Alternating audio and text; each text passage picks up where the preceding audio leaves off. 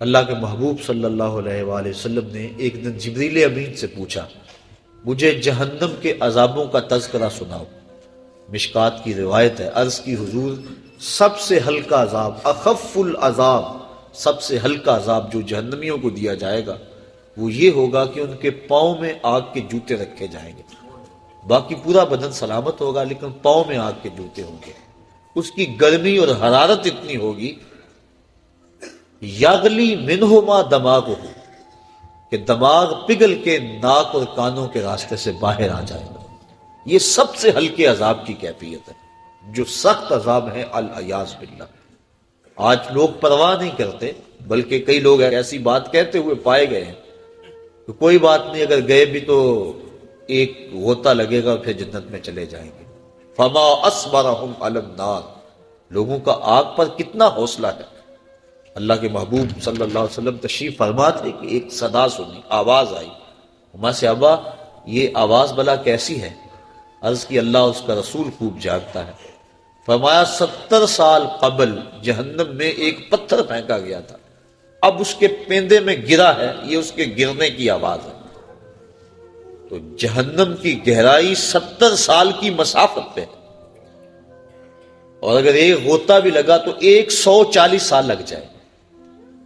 تو کتنے حوصلے سے، کتنی ڈٹائی سے کہہ دیا جاتا ہے کوئی بات نہیں۔ کوئی کہتا ہے یہ جہاں مٹھا اگلا کس نے ڈٹھا۔ حضرت غوث اعظم شیخ عبد القادر جیلانی رحمت اللہ تعالی علیہ فرماتے ہیں، جاؤ قبرستان میں جا کے دیکھو کتنے کتنے حسینوں کی مٹی خراب ہو رہی ہے، جو اپنے بدن پہ چٹکی مٹی نہیں پڑنے دیتے تھے، آج ان کا کفن بھی تار تار ہو گیا۔ اللہ اکبر۔ تو جہنم کے عذاب بڑے سخت ہیں۔ روایات میں آتا ہے جب جہنمی جہنم میں جائے گا، اس شدت کی پیاس لگے گی اور بار بار تقاضا کرے گا مجھے پانی دیا جائے۔ 70 سال تو اس کی آواز کوئی نہیں سنے گا۔ 70 سال کے بعد داروغہ جہنم دھڑک کے کہے گا بتا کیا چاہیے؟ وہ کہے گا مجھے پانی چاہیے۔ تو داروغہ جہنم اس کو پانی دے گا۔ کون سا؟ منرل واٹر کی بوتل تھمائے گا اس کے ہاتھ میں، یا کوکا کولا یا پیپسی؟ قرآن پڑھیے، اس کو 2 پانی دیے جائیں گے، مائے حمیم اور مائے غسلین۔ مائے حمیم کھولتا ہوا پانی، اور ابن رجب حنبلی لکھتے ہیں وہ اتنا گرم ہوگا جب کٹورے میں رکھ کے اس کو دیا جائے گا اور وہ پینے کے لیے منہ کے قریب بڑھائے گا تو اس کے چہرے کی کھال اس کی بھاپ سے ادڑ کے اس کے اندر گر پڑے گی، اس قدر وہ گرم ہوگا۔ دوسرا پانی اس کو مائے غسلین دیا جائے گا، اور یہ جہنمیوں کی پیپ کا پانی ہوگا، اور اتنا بدبودار ہوگا اگر اس کا ایک قطرہ اب دنیا پہ ڈال دیا جائے تو اس کی بدبو سے لوگوں کے دماغ پھٹ جائیں۔ انسان تو انسان رہے، جانوروں کے دماغ اس کی بدبو سے پھٹ جائیں۔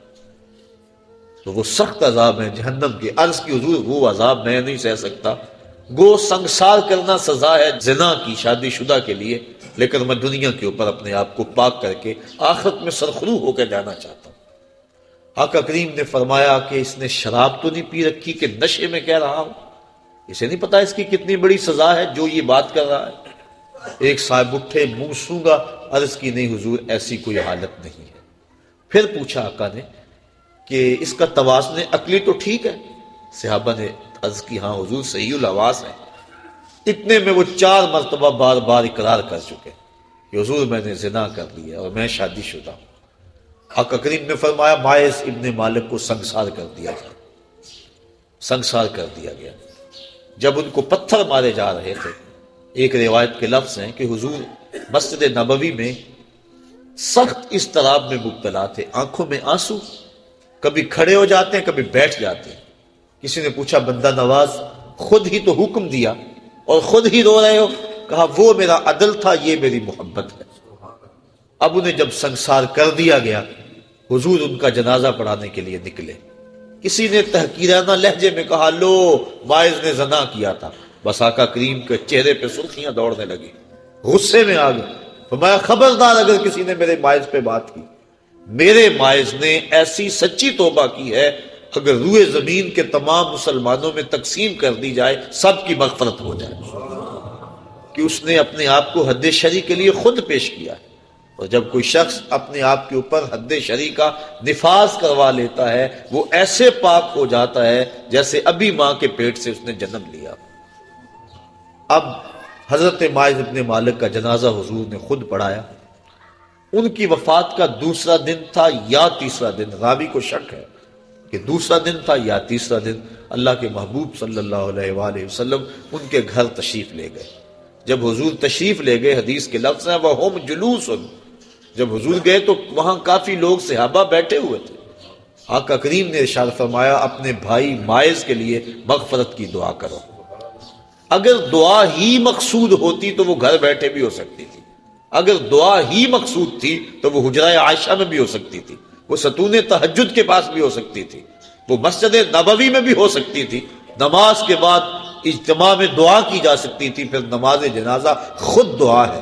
پھر آقا کریم یہ بھی فرما چکے ہیں کہ میرے ماعز نے ایسی سچی توبہ کی ہے اگر روئے زمین کے لوگوں کو تقسیم کر دی جائے لَكَفَاهُمْ، ان کے لیے بھی کافی ہو۔ تو پھر حضور ان کے گھر دعا مانگنے کے لیے کیوں گئے؟ تاکہ پسماندگان سے اظہار تعزیت و محبت ہو جائے، اور جس کے گھر میں حضور گئے ہوں گے کوئی دکھڑا رہا ہوگا، وہ کیا کسی نے کہا کہ یہ الگ بات ہے کہ تم آئے ہو تو کوئی نہیں، ورنہ درد تو یہاں ہزار رہتے ہیں۔ تو جب حضور گئے ہوں گے دکھڑے دور ہو گئے ہوں گے تو پسماندگان کے ہاں جا کے تعزیت کرنا، ان کے دکھوں کو کم کرنا ہوتا ہے۔ تو ایسی محافل کا دوسرا مقصد اور مدعا یہ ہے کہ ہم پسماندگان سے اظہار تعزیت کریں۔ پہلا مقصد دعائے مغفرت جس کا تعلق مرنے والے کی ذات سے تھا، دوسرا مقصد پسماندگان سے اظہار تعزیت و محبت، اور تیسرا مقصد میں اور آپ اپنی ذات کے لیے عبرت اور فکر لے کے جائیں کہ آج وہ ہمارے اندر نہیں، ایک وقت ہمارے اوپر بھی آنے والا ہے کہ ہم بھی قبر کی تنہائیوں میں ہوں گے اور لوگ ہمارے لیے جمع ہو رہے ہوں گے۔ جب وہ گھر سے نکلے تھے تو انہیں تو یہ پتا نہیں تھا کہ میں واپس پلٹ کے آ نہیں سکوں گا، نہ بچوں کو پتا تھا کہ ہم اپنے باپ کو آخری بار دیکھ رہے ہیں۔ اس قدر موت قریب ہے۔ فرمایا زندگی اور موت کے بارے میں کیا خیال ہے؟ عرض کی حضور فجر کی نماز پڑھی ہے، پتہ نہیں ظہر پڑھ سکیں گے یا کہ نہیں۔ کہا میری صحبت میں رہتے اور اتنی لمبی امید؟ عرض کی حضور ظہر پڑھی ہے، پتہ نہیں عصر پڑھنے کا موقع نصیب ہوگا یا کہ نہیں۔ ایک بولا عصر پڑھی ہے، پتہ نہیں مغرب پڑھ پائیں یا کہ نہیں۔ ایک نے عرض کی حضور ایک رکعت پڑھی ہے، پتہ نہیں دوسری رکعت کا موقع بھی نصیب ہوگا یا کہ نہیں۔ فرمایا یہ سب کچھ تمہاری باتیں ہیں، میں تو یوں کہتا ہوں ایک طرف سلام پھیرا ہے، پتہ نہیں دوسری طرف سلام بھی پھیر سکیں گے یا کہ نہیں۔ اس قدر موت قریب ہے، اور جب ہمیں اس بات کا یقین و اذعان ہے کہ موت اتنی قریب ہے، اور موت کا انکار بھی کوئی نہیں کرتا، لوگوں نے خدا کا انکار کر دیا لیکن آج تک کسی فرقے نے، کسی گروہ نے، کسی جتھے نے آج تک موت کا انکار نہیں کیا۔ ہر شے میں اختلاف پایا جاتا ہے، موت ایک ایسی چیز ہے جس میں کسی فرقے کا، کسی گروہ کا، مذہب کا اختلاف نہیں۔ تو موت ایک اٹل حقیقت ہے جس سے رستگاری کسی کو نہیں۔ اس کا وقت بھی نہیں بتایا گیا کہ کس وقت پیغام اجل آ جائے، تو قبل اس سے کہ وہ وقت آئے ہم نے اپنی زندگی کی راہیں ٹھیک کرنی ہے۔ حضرت امام غزالی رحمۃ اللہ تعالی علیہ فرماتے ہیں کہ موت کا کھٹکا اور خدشہ ہر شخص کو ہے، لیکن تین طرح سے لوگ موت سے ڈرتے ہیں۔ کچھ لوگ موت سے اس لیے ڈرتے ہیں مر گیا تو میری زندگی کی لذتیں چھن جائیں، اب تو میں نے کاروبار سنبھالا ہے، محنت کی ہے، اس عہدے پہ پہنچا ہوں، اگر میں مر گیا تو یہ سب کچھ چھن جائے گا، میرا وقار جاتا رہے گا، تو وہ موت سے ڈرتا ہے۔ انسان کی ہوس اور خواہش نفس کو یہ ڈر اور خوف بڑھا دیتا ہے۔ کچھ لوگ موت سے اس لیے ڈرتے ہیں کہ اگر میں مر گیا تو میرے بچے چھوٹے چھوٹے رہ جائیں گے، یتیم ہو جائیں گے، در در کے دھکے ان کا مقدر ہوں گے، میری بیوی بیوہ ہو جائے گی، میرے ماں باپ میری موت کا پیغام سن کے سخت اضطراب میں مبتلا ہوں گے، اور جو ان کا دکھ ہوگا وہ دیکھا نہیں جائے گا۔ تو وہ اس حوالے سے اپنی جان کو عزیز سمجھتا ہے، موت کا خیال کر کے کانپ جاتا ہے، پسماندگان سے وہ ڈرتا ہے۔ یہ ہے ایک انداز موت سے ڈرنے کا۔ امام غزالی فرماتے ہیں یہ ڈرنا بھی کوئی ڈرنا نہیں ہے۔ اور تیسرے لوگ موت سے اس لیے ڈرتے ہیں کہ اگر میں اچانک مر گیا تو میرے پلے کون سا نیک عمل ہے جو لے کر اللہ کے حضور پیش ہو سکوں گا۔ یہ تیسری قسم کا جو خوف ہے یہ انسان کی تیاری آخرت کو بڑھا دیتا ہے اور اس کو شب و روز اللہ کے حضور پیش ہونے کے خوف سے نیکی کی دعوت دیتا ہے کہ میں نے اس کے حضور پیش ہونا ہے، ایک ایک عمل کا حساب دینا ہے۔ ثم لتسألن یومئذ عن النعیم، اس دن ایک ایک نعمت کے بارے میں پوچھا جائے گا۔ تو قبل اس سے کہ وہ وقت آ جائے تین چیزوں کا حساب نہیں ہوگا، ضرورت کے مطابق کپڑے کا، ضرورت کے مطابق مکان کا، اور بھوک کے وقت کھانے اور پینے کا۔ ان تین چیزوں کا قیامت کے دن حساب نہیں لیا جائے گا۔ اس کے علاوہ زندگی میں جتنی بھی ہمیں نعمتیں دی گئی ہیں ان کا حساب لیا جائے گا، اور قرآن مجید کی یہ نص موجود ہے، ثم لتسألن یومئذ عن النعیم۔ اس دن ایک ایک نعمت کے بارے میں بندے سے سوال کیا جائے گا۔ آج ہم جو کچھ کر رہے ہیں سب کچھ لکھا جا رہا ہے، کرامن کاتبین بیٹھے ہوئے، ہمارا نامہ اعمال تیار ہو رہا ہے، ہم بھولے ہوئے لیکن وہ نہیں بھولے، وہ غفلت نہیں کرتے، ایک ایک چیز لکھ رہے ہیں۔ قیامت کے دن جب سب کچھ سامنے آئے گا تو اس وقت انسان جب نامہ اعمال دیکھے گا پھر حیران ہوگا اور کہے گا ما لہذا الکتاب لا یغادر صغیرۃ ولا کبیرۃ الا احصاها، ہائے اس کتاب کو کیا ہو گیا، اس نے چھوٹی بڑی کوئی چیز نہ چھوڑی، سب کچھ لکھ دیا۔ اس دن پھر سخت پچھتائے گا، لیکن اس دن پچھتانے سے کچھ حاصل نہیں ہوگا۔ وقت پر کافی ہے ایک قطرہ بھی آب خوش ہنگام کا، جل گیا جب کھیت برسا میں تو پھر کس کام کا۔ آج اگر ہم پچھتا لیں تو آج توبہ بھی کر سکتے ہیں، جب توبہ کر لیں گے تو ماں قبل کے گناہ دھل جائیں گے، اور اگر ہم غفلت میں زندگی گزار دیتے ہیں تو کل قیامت کے دن انسان کو سخت پچھتاوا ہوگا، اور پھر اچانک موت پتہ ہی نہیں ہے۔ بندہ اپنی توبہ کو مؤخر کرتا رہتا ہے، اس کو کہتے ہیں طول عمل، مؤخر کرتا رہتا، ابھی میری بڑی زندگی پڑی ہے۔ بعض اوقات کسی کو کہے نا نیکی کی دعوت دیں، وہ کہتا جناب بس میں ریٹائرمنٹ لے لوں، اس کے بعد انشاءاللہ میں نے بچوں کی شادیاں کرنی ہیں، پھر حج کرنا ہے، پھر میں ہوں گا اور مسجد ہوگی۔ یہ اس طرح بات کر رہا ہے جس طرح سب کچھ اس کے ہاتھ میں ہو، جس طرح سب کچھ اس کے قبضہ اختیار میں ہو، کوئی کچھ بول رہا ہے کوئی کچھ بول رہا ہے۔ یہ طول عمل، لمبی امید اور توبہ کو مؤخر کرتے چلے جانا، یہ بہت بڑی محرومی ہوتی ہے۔ اللہ اگر توفیق دے دے توبہ کی اور اللہ سوچ اور فکر دے دے تو دیر نہیں کرنی چاہیے۔ اللہ امام غزالی رحمۃ اللہ تعالی علیہ فرماتے ہیں ذرا دیکھو معاشرے میں نظر دوڑا کے، بوڑھے زیادہ ہیں، بچے زیادہ ہیں یا جوان زیادہ ہیں؟ آپ فرمایا تم کو جوان بوڑھوں سے زیادہ نظر آئیں گے، بوڑھے کم نظر آئیں گے۔ کسی بھی مجلس میں آپ تجزیہ کر کے دیکھ لیں۔ فرمایا اس لیے کہ بڑھاپے تک کوئی کوئی پہنچتا ہے، زیادہ جوانی میں فوت ہو جاتے ہیں۔ پھر فرمایا اب جوانوں اور بچوں کا اندازہ کر کے دیکھ لو، کسی گھر میں کسی محفل میں دیکھ لو کہ بچوں کی تعداد زیادہ ہوگی، نوجوان کم ہوں گے۔ اس کا مطلب یہ ہوا کہ لوگ زیادہ بچپن میں فوت ہو جاتے ہیں، جوانی تک کم پہنچتے ہیں۔ تو انسان عمر کے اس حصے تک توبہ کو مؤخر کرتا ہے جہاں تک جانا انتہائی مشکل ہے، اور پھر اس وقت اگر پہنچ بھی گیا جب اعضاء میں توازن نہ رہا، عناصر میں اعتدال نہ رہا، چلنے پھرنے کے قابل نہ رہا، تو پھر کیا عبادت کرے گا؟ در جوانی توبہ کردن شیوائے پیغمبری، وقت پیری گرگ ظالم بھی شود پرہیزگار۔ اللہ کے محبوب صلی اللہ علیہ وسلم نے ارشاد فرمایا 7 اشخاص ہیں اللہ جنہیں اپنے عرش کا ٹھنڈا سایہ نصیب فرمائے گا۔ ان میں سے ایک شخص فرمایا وَشَابٌ نَشَأَ فِي عِبَادَةِ اللَّهِ، وہ شخص جس کی جوانی اللہ کی عبادت میں گزری۔ کہا جاتا جوانی مستانی ہے، لیکن جس نے نکیل ڈال لی جوانی کو اور کھینچ کے اس کو در محبوب پہ لے آیا اور اس پیشانی کو جھکا کے مالک کی چوکھٹ پہ رکھ دیا، آج تو لوگ اسے کہیں گے یہ مسیطڑ ہو گیا، اسے کیا پتا دنیا کیا ہے، لیکن کل قیامت کے دن قدر و قیمت معلوم ہوگی اس مسیطڑ کی، اس کو کتنی اللہ عزت دیتا ہے۔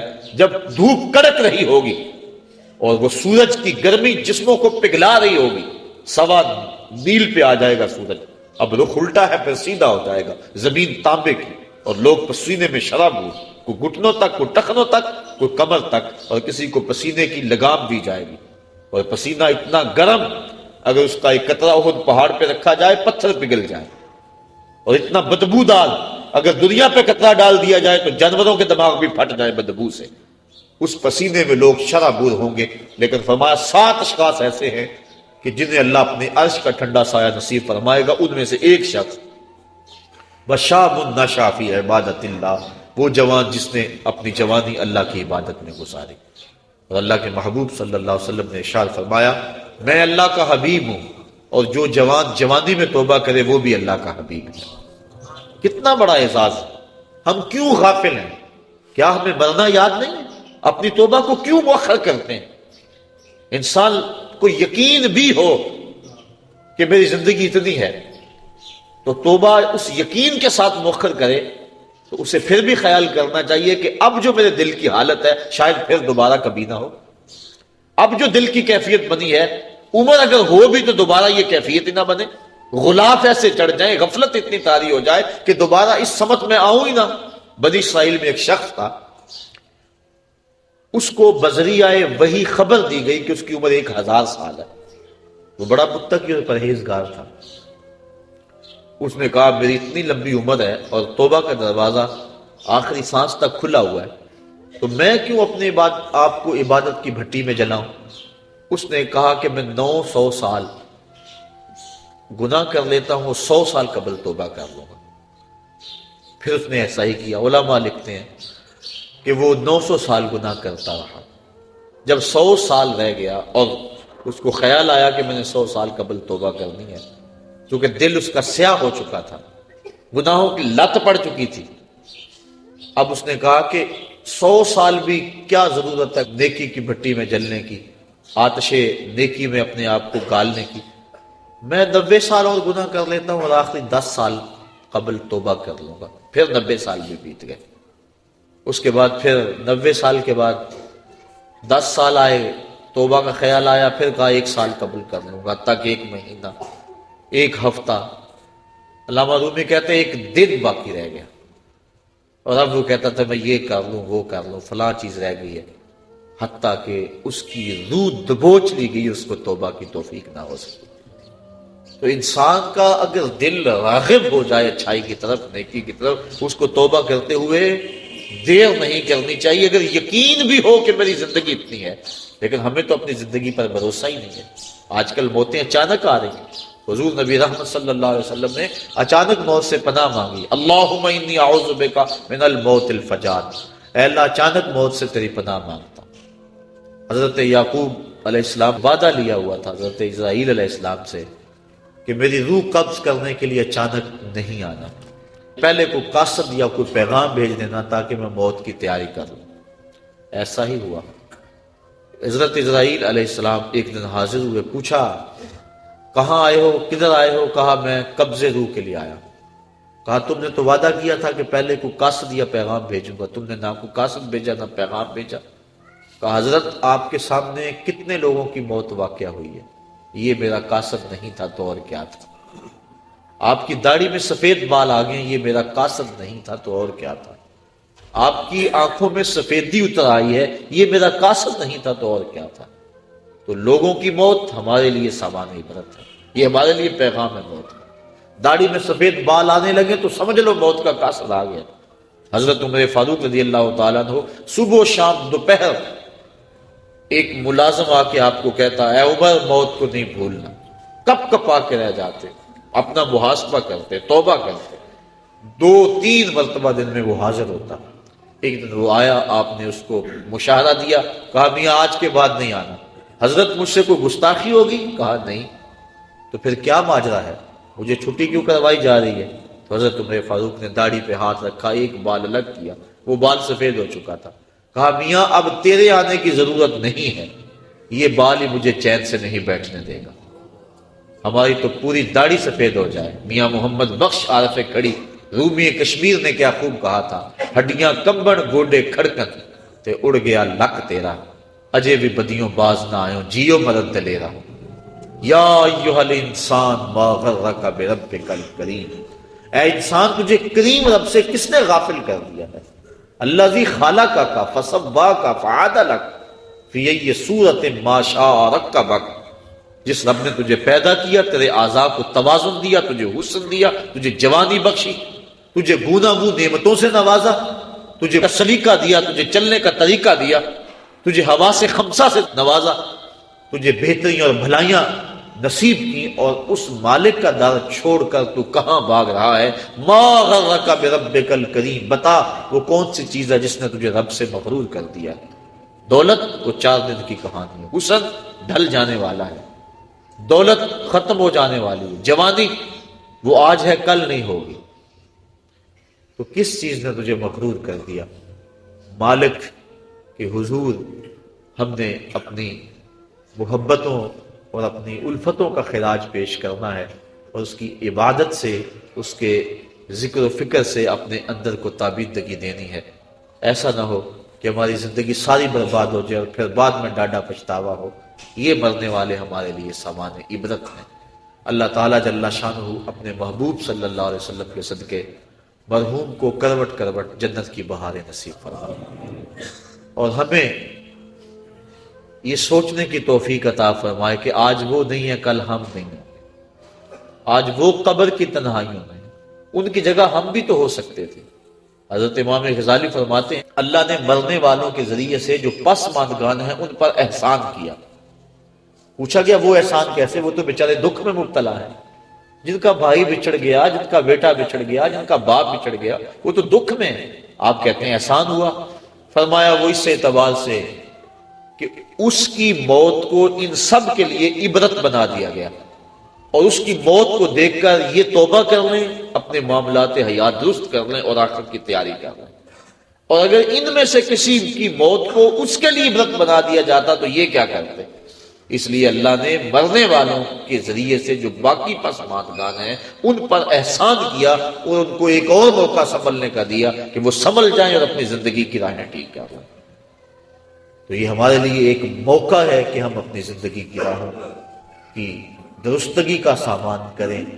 آج وہ چلے گئے، ہمیں پیغام دے گئے کہ میاں ہم تم بھی ہمارے پیچھے آ رہے ہو، اور کوئی پتہ نہیں کہ پیغام اجل کس وقت آ جائے اور پھر کوئی حجت باقی نہ رہے۔ آئیے میں اور آپ اپنے مالک سے رجوع کریں اور اپنے مالک سے اپنے پچھلے گناہوں کی بخشش مانگے۔ آج ہم اگر توبہ کر لیتے پچھلے گناہ دھل جاتے ہیں، ما قبل کے سارے گناہ معاف ہو جائیں گے۔ حضور نبی رحمت صلی اللہ علیہ وسلم نے ارشاد فرمایا التائب من الذنب کمن لا ذنب له، گناہ سے توبہ کرنے والا ایسا ہوتا ہے جس طرح اس نے گناہ کیا ہوا ہی نہیں۔ بالکل اللہ صاف اور پاک اسے فرماتا ہے جس طرح ماں کے بطن سے ابھی اس نے جنم لیا۔ اگر آج ہم توبہ کر لیتے ہیں تو ماضی صاف ہے، اور آئندہ اپنی زندگی کو احتیاط سے گزاریں۔ لیکن آج اگر ہم توبہ نہیں کرتے، رجوع نہیں کرتے، اور ہمارا بوجھ بڑھتا چلا جاتا ہے، اور اگر توبہ کی توفیق بھی نہیں ہوتی اور اچانک موت ہماری روح اچک لیتی ہے، تو پھر آخرت کے معاملے تو بڑے سخت ہیں۔ تو قبل اس سے کہ وہ وقت آئے اور پھر پچھتاوا لگے، مجھے اور آپ کو آج ہی اپنی اصلاح کرنی چاہیے۔ اللہ تعالیٰ جل شانہ مرحوم کو کروٹ کروٹ اپنے جوار رحمت میں جگہ نصیب فرمائے، اور پسماندگان کو صبر کی لازوال دولت عطا فرمائے، کیونکہ مشکل کے موقع پہ صبر ہی اجر کا باعث بنتا ہے۔